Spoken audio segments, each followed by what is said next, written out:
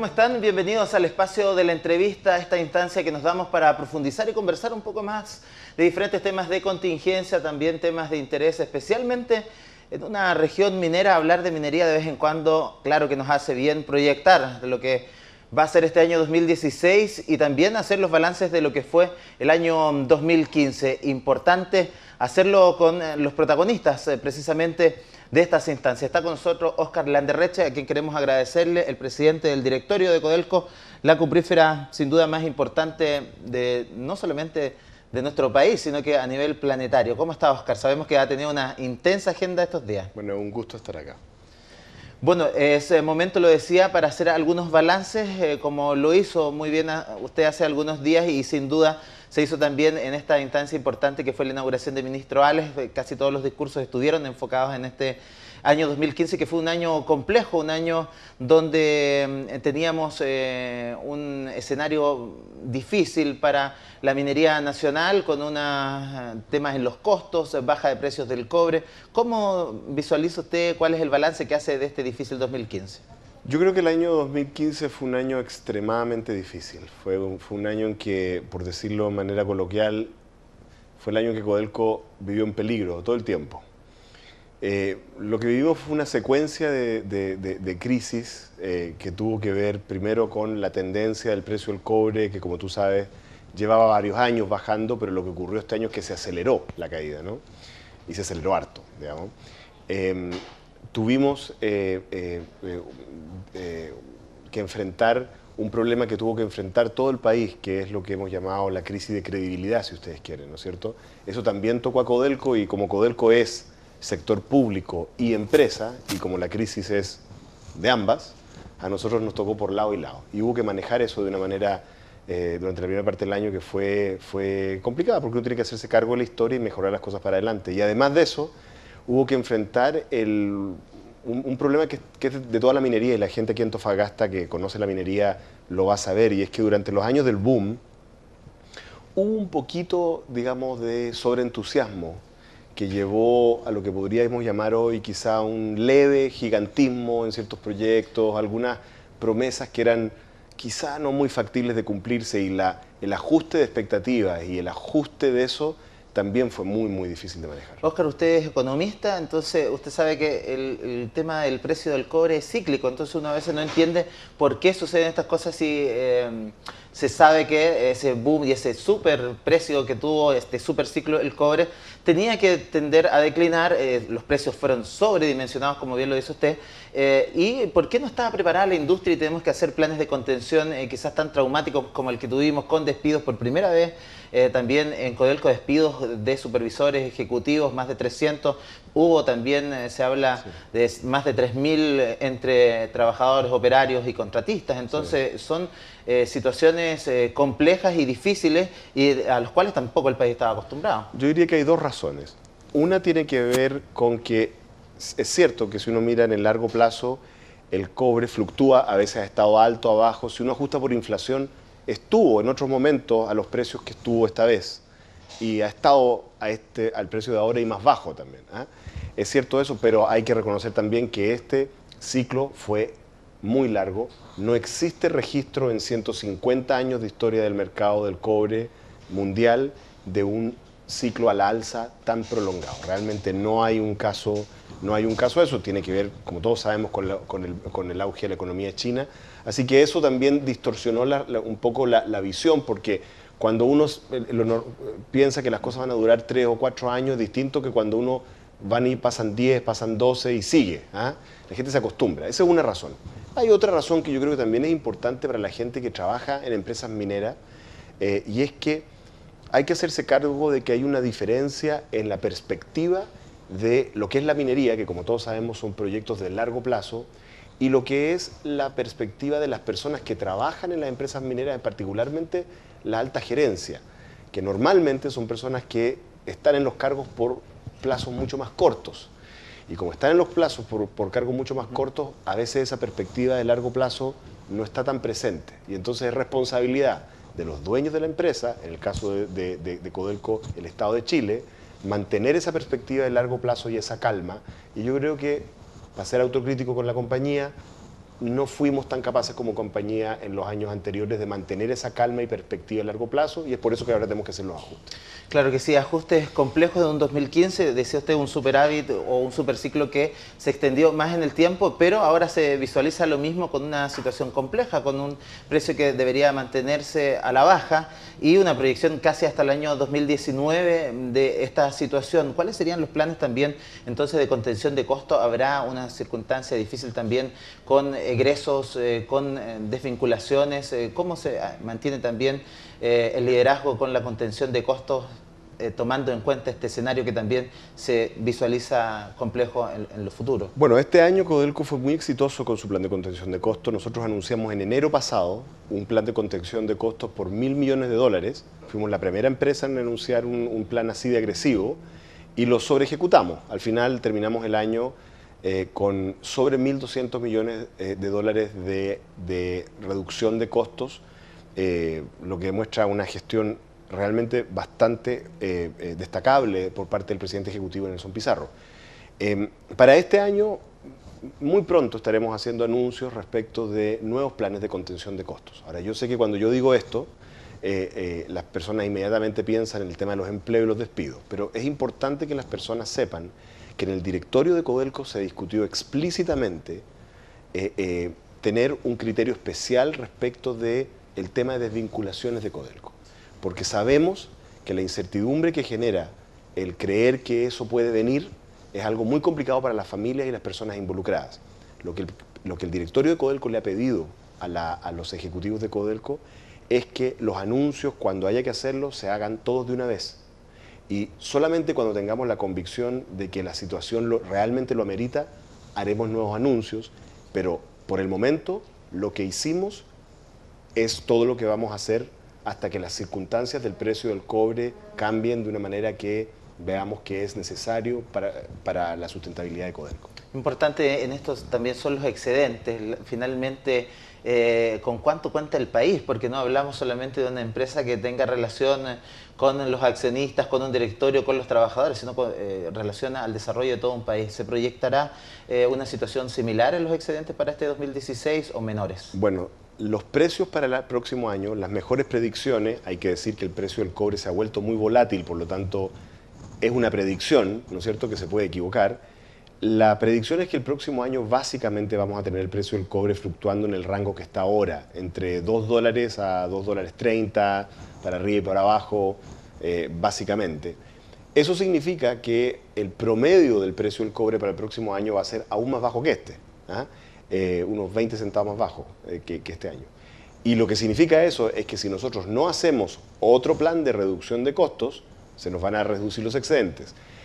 Nuestro objetivo es hacer un plan de reducción de costos que permita a Codelco entregar el 2016 excedentes similares a los que entregó este año.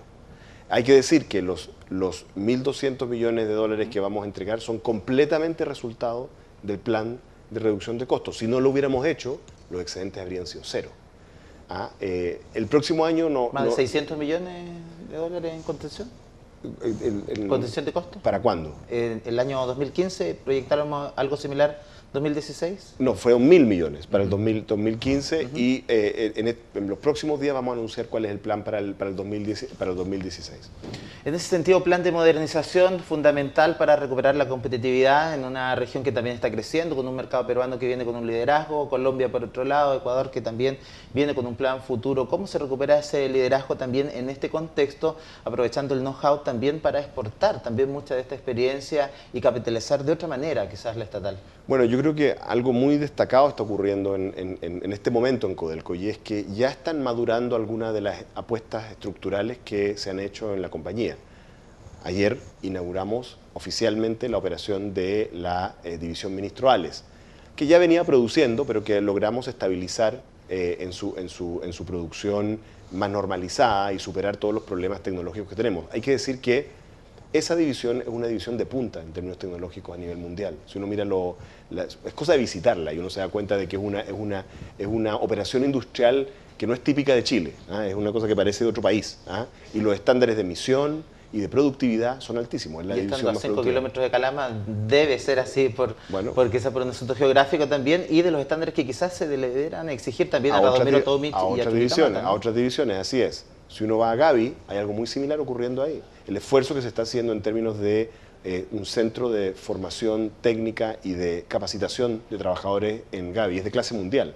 Hay metodologías de capacitación de trabajadores que han sido desarrolladas en Gavi que estamos pensando en patentarlas porque han sido desarrolladas acá y no hay en ninguna otra parte del mundo. Entonces, yo creo que las inversiones estructurales, el paso de Chuquicamata subterráneo, que la va a convertir en una de las minas más de punta en términos tecnológicos a nivel mundial, también es una oportunidad de desarrollo, es una oportunidad de desarrollo para los trabajadores, para las empresas proveedoras. Yo creo que es una oportunidad para esta región. Hablando de oportunidades, innovación y que se reflejan quizás en ello, viene también la transformación de Chuquicamata, minería subterránea. ¿Hay retrasos en ese proyecto? ¿Cómo lo ven? ¿Están los plazos que correspondían? La transformación también de los trabajadores, porque no es solamente un cambio estructural en la infraestructura, hay que hacer una reconversión también de trabajadores que no estaban acostumbrados a ellos. Tenemos pocos trabajadores acostumbrados a la minería subterránea también. ¿Cómo ha sido ese proceso también? ¿Se cumplirán las metas? A ver, yo sé que los chilenos son desconfiados en general, y por lo tanto les va a costar creer lo que yo les voy a decir a continuación, pero increíblemente para ustedes, ¿no es cierto?, Chuquicamata subterráneo es un proyecto que está al día. Y de hecho nos ha sorprendido en muchos casos por adelantarse. De los proyectos estructurales el que mejor han dado. Los problemas de atrasos en proyectos estructurales en Codelco están en otra parte, están en Teniente, curiosamente, y en Andina. Así que por ese lado hay muy buenas noticias. De hecho, ha sido muy buena la performance de ese proyecto.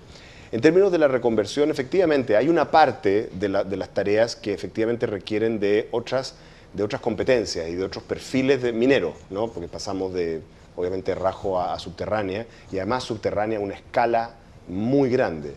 Y con un elemento muy importante de operación remota, robotización, de altísima tecnología.